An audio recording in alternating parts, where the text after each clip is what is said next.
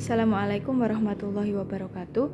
Di video kali ini aku bakalan jelasin bab teks anekdot di kelas 3. Teks anekdot ini kalau di dalam bahasa Jawa pengertiannya seperti ini: cerita cerkak, ringkes, lan duweni kesan sing lucu.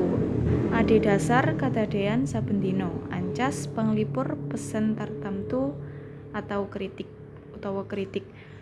Ini saya ringkas ya, ini saya simpulkan dari buku paket. Jadi teks anekdot kalau di bahasa Indonesia kan seperti ini: cerita yang cekak, cerita yang cekak, kemudian ringkas dan mempunyai kesan yang lucu. Jadi anekdot itu berhubungan dengan kata lucu atau humor.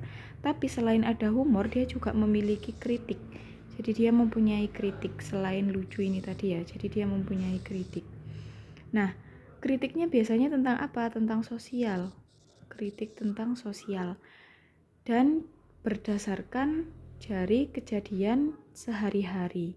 Tujuannya untuk apa sih? Tujuannya untuk menghibur dan memiliki pesan seperti kritik ini tadi.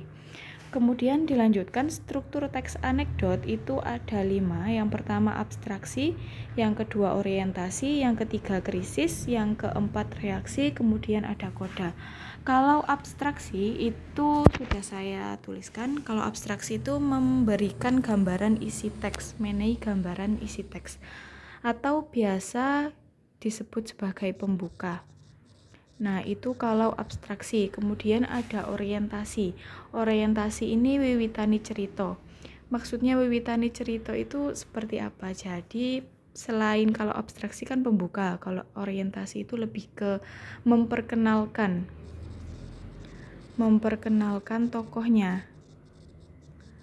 Memperkenalkan tokoh atau tempat, atau memperkenalkan waktu, seperti itu. Itu abstraksi.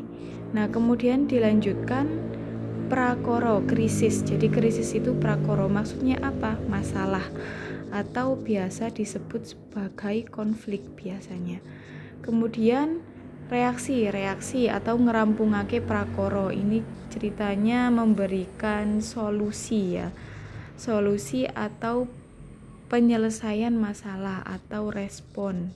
Reaksi atau respon sama. Kemudian yang kelima itu adalah koda, dudutan atau kesimpulan, atau biasanya pesan yang bisa diambil atau penutup.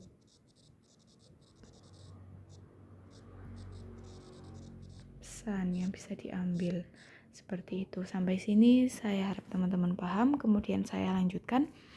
Ciri-ciri kebahasaan dalam teks anekdot itu ciri-cirinya ada 4. Yang pertama menggunakan tembung panggandeng. Tembung itu kata ya, jangan sampai lupa. Kata panggandeng itu kata penghubung. Biasanya kata penghubung atau biasa disebut konjungsi itu contohnya seperti apa? Lan, utawa, amarga. Nah, itu tembung panggandeng.